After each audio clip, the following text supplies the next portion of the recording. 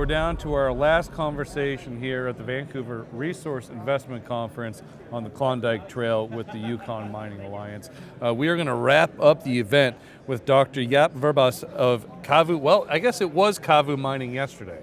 It has gone through a name change as of today, which is now CAVU Energy Metals. Jaap, talk to us about this kind of rebranding of the company. Yeah, sure. So it's really something that we've been noticing over time is that people associate the energy transition with things, commodities such as lithium, nickel, etc. But we believe that copper plays a pivotal role in that as well. Copper, of course, it's a metal that it's malleable and electrically conductive, right? So copper wiring is in anything electrical. EVs contain 4 times the amount of copper than ICE vehicles, internal combustion engine vehicles. And so I think that it's an important part of the energy transition that we feel wasn't reflected in the name, and that's what we want to play into here. Yeah.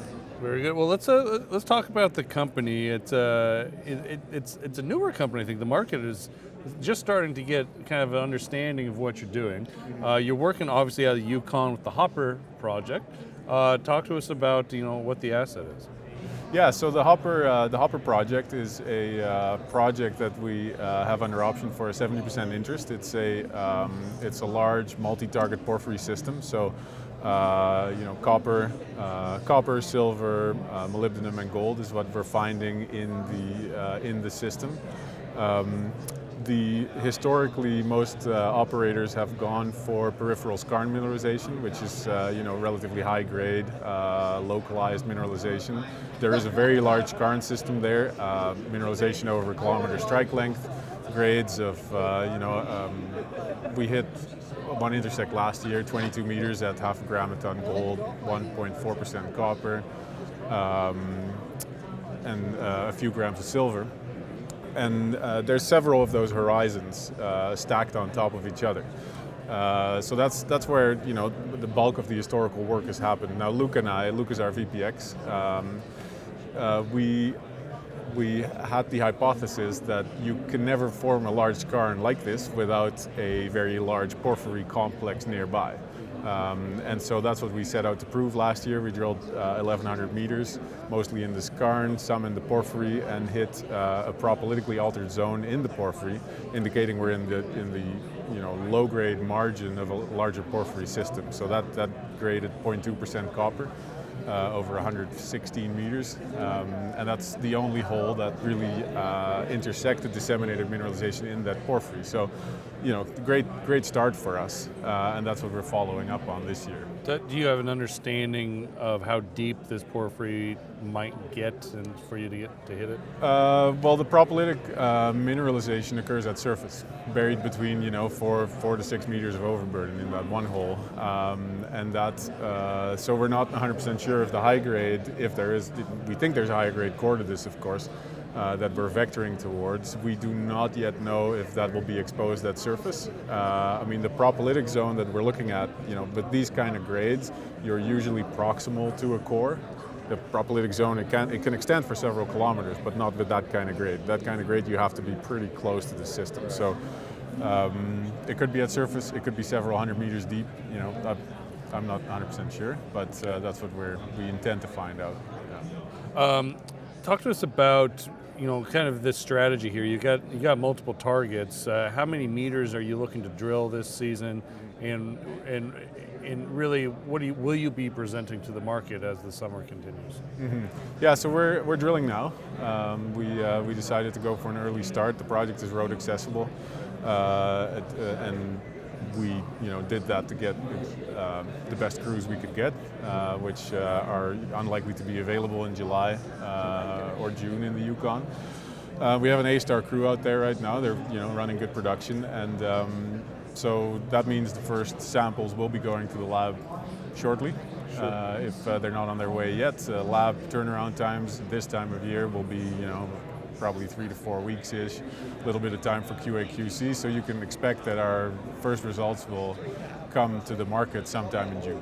And we're planning for 5,000 meters of drilling, which means that the results are going to come for a little while. Now, our goal is to plan these programs, of course, to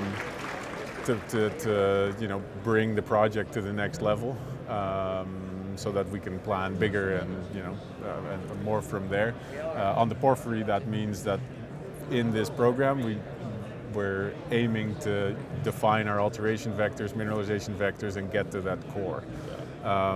There's 2 porphyry targets defined on the claim, one a little bit more proven up than the other. So the main target that we're drilling in, we'll be putting several holes into that, 1 or 2 in the secondary porphyry target, just to give us a sort of an initial check in that target. Both are equally prospective, so yeah, we've got a lot of there's a lot of excitement internally around the drilling for sure. Yeah, but tell me about why you decided to take on the Hopper project. I mean, there's a lot of projects in the Yukon that would love a nice young CEO with incredible education to take a look and get a 100% interest. Why Hopper and a 75% interest? Mm-hmm. Yeah, so a 70% interest. So we structured CAVU in a way that we would hit them, that get listed with a few shares outstanding, and we of course want to keep our cap structure intact and limit the dilution over time. The acquisition of the Hopper was part of that, where with a 70% interest, it allows us to do a deal for mostly a work commitment with a small share component, and so that allows us to keep the cap structure very well intact. Now, we settled on the Hopper after Luke Bickerton. Luke Bickerton is maybe worth an introduction of himself. He also has a PhD in polymetallic mineral occurrences / deposits, and so he's and a master's in structural geology, similar to myself. So we're good at that sort of generative work, picking targets, but also looking at regional areas and finding prospective regions and projects. And so we reviewed the geology of BC and Yukon, looking at known deposits. Where do you find these things? What type of structures do they lie on? Where do you find the crustal architecture, if you will, that you can expect this kind of world-class potential, and that's why we settled on the Hopper. And so then we started looking through the data, contacted Strategic Metals, who owned the project 100% at the time, reviewed all the data, and thought, okay, we see targets here that have never been drilled, and we see targets that have just never been thought about very, very, very much. And so that because most operators in the past went to that high-grade skarn, which is great, it's a great system, and I think that's probably the first area that we'll see a resource defined on it if it gets to that stage. But I don't think that that's where the world-class potential of this project lies. I think this project could be, would become world-class by us proving that a porphyry exists there with economic grades, and so that's what we're trying to go for. Now, of course, having a 70% option with a project generator like Strategic is as a project generator, they are always open for business, and so that's a 30% or us taking over the 30% later is not off the table. Sure, very good. Let's take a quick step out of the Yukon, because you have actually picked up another porphyry project in British Columbia recently. Tell us about that. Yeah, so the Star acquisition is another project actually that came up when we were doing our review. And this project was 49%, 51% held by 2 different companies, and it had turned over time into a non-core asset for both. And so despite, this is another multi-target porphyry project, one target has been proven up quite extensively, mineralized to 700 meters depth, grades that stack up pretty well to other BC porphyries, typical alkalic copper-gold porphyry project. Because of that ownership structure, it just hadn't really been worked for the past 8 years. So this asset's lain dormant for 8 years, we saw an opportunity there. The company that owned the 40-90% went bankrupt earlier this year, I believe, and the 49% went through a blind bidding process, and we were able to buy that for $220,000, which is a pennies on the dollar transaction as far as we see it.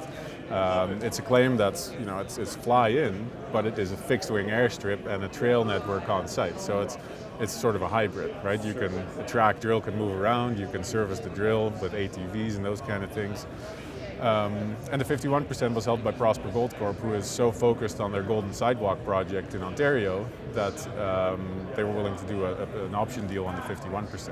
And so this gives us a path towards 100% ownership on another technically de-risked porphyry project. Yeah, more technically de-risked than the Hopper, if you will. Just, yeah. So the name of the game this year, new discoveries, it seems like. That's right. It seems to be the theme here when it comes to copper, gold, porphyry plays in Yukon anymore. Yeah. Chat with Graham from ATAC, talked about the same type of situation. So best of luck. Let's give you the last word here. What do you want investors in this space to know about CAVU? What should they be paying attention to? Look, I think we have great assets in this company. We're drilling the Hopper right now. We're going to be delivering drill results to the market in the next few months. We've taken some great strides this past year in terms of the new acquisition, the drilling program, etc. And so I think we're one to watch. So please watch us. All right, Dr. Jaap Verbaas, CEO and Director of CAVU, now CAVU Energy Metals. Excuse me, took me for a ride there. That do trade on the CSE with the symbol CAVU. Just quick note, that does wrap up everything here from the Yukon Mining Alliance and the Vancouver Resource Investment Conference. Thank you so much, everybody who came and sat at the table and did all these interviews over the last couple of days. Very informative, very productive. Thank you so much. Have yourself a great rest of your week.